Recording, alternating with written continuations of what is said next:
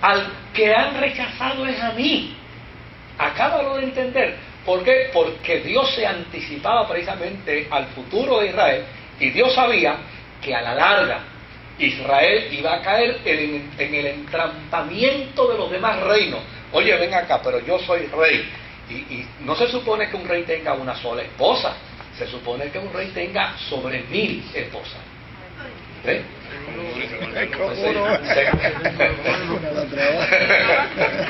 No, ustedes evítense los comentarios.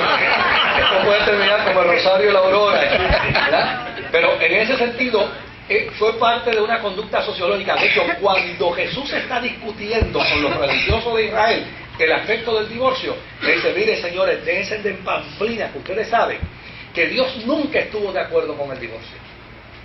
El divorcio Dios lo permitió como resultado de la dureza del corazón de ustedes.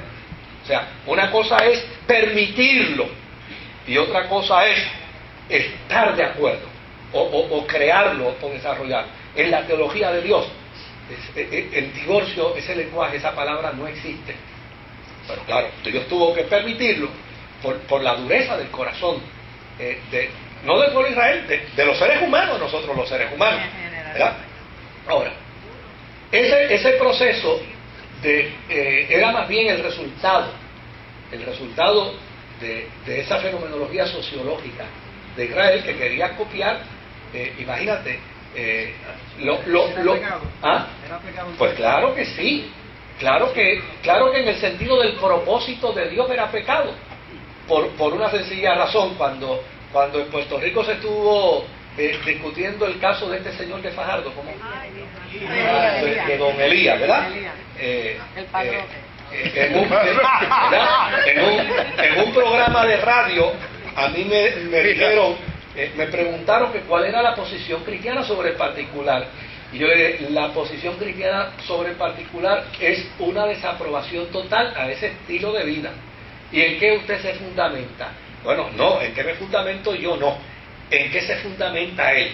Porque él no se está fundamentando en principios cristianos. Porque en los principios cristianos queda meridianamente claro, establecido, de que en Cristo no hay tal cosa como privilegios para el hombre por encima de la mujer.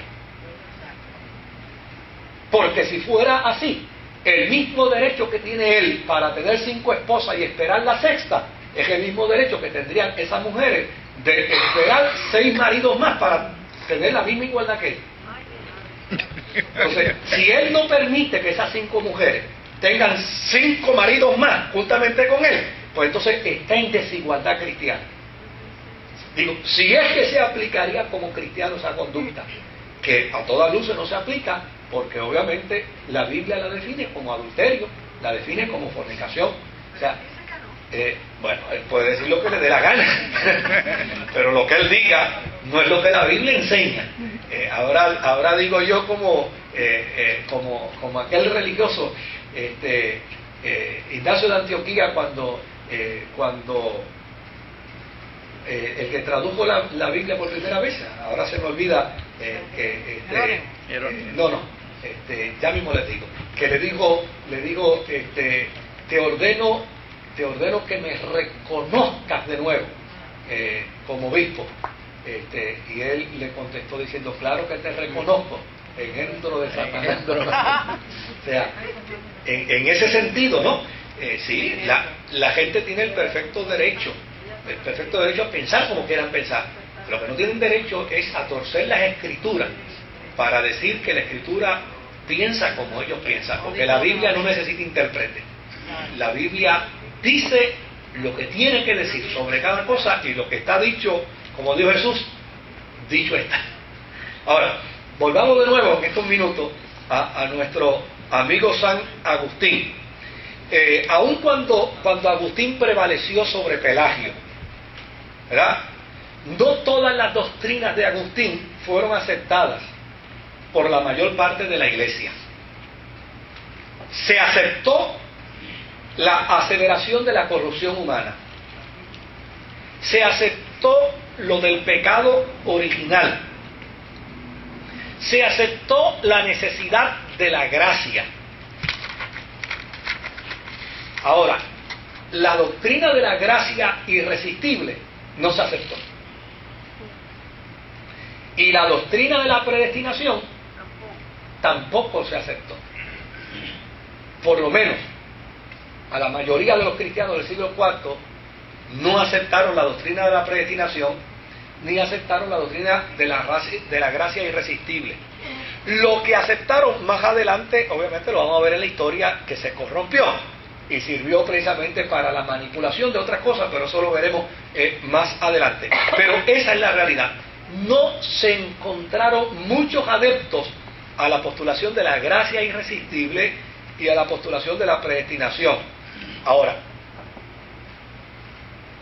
¿por qué San Agustín es patrimonio de la cristiandad, tanto de protestantes como de católicos? Porque en el siglo XVI, precisamente, surge un señor llamado Martín Lutero, que saca la gracia, con una historia más o menos parecida a la de San Agustín. Un hombre que está combatiendo consigo mismo porque el bien que está en él no se ejecuta y lo que se ejecuta es el mal, y como consecuencia de ello hay un sentimiento de culpa permanente y un proceso de autoflagelación permanente para hacer el bien, y a la larga choca precisamente con lo que él entiende, la gracia, el mensaje de la gracia. Y no solamente choca con el mensaje de la gracia, sino que afirma el concepto también de la predestinación. Qué interesante que por más de 1000 años se guardó en el documento de Agustín su exposición sobre la gracia irresistible y su exposición sobre la predestinación, y 1000 años después afloró con el luteranismo y desde luego se afinó y se afirmó más con Juan Calvino. Pero eso es un dato sumamente interesante, sí. Tú dices que se aceptó el pecado original y cuál más de sí, se aceptó el de la corrupción humana y la necesidad de la gracia, pero desde luego dije a renglón seguido que eso en el proceso de la cristiandad fue tomándose desde otras posturas y de otras vertientes, y en ocasiones se aprovecharon esos planteamientos de Agustín y se desenfocaron dentro del marco teológico. Pero eso lo vamos a discutir.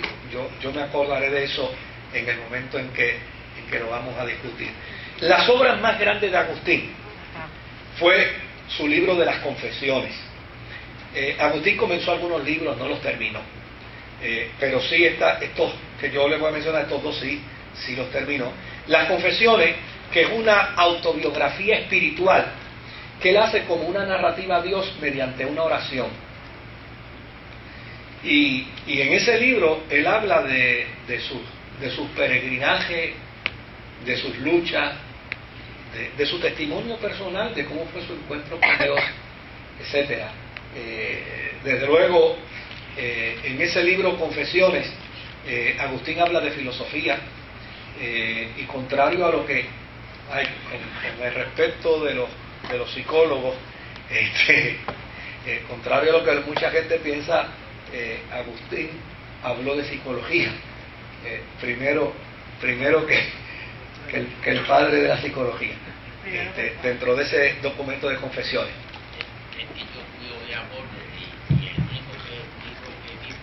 Ajá. Como decía Confesiones, no me atreví a comprarlo creyendo que era católico. ¿De dónde sale hay un libro de esa historia que usted ha contado anterior a... No, es la historia de San Agustín que utilizan los historiadores sale del libro de Confesiones. Lo que usted ha enseñado de este libro. De la vida de él habla ahí de su relación con su padre Patricio, habla de su relación con su madre Mónica. De hecho se revela todo un proceso de pasión. Ahí él desborda ese elemento de que él era el nene de mamá.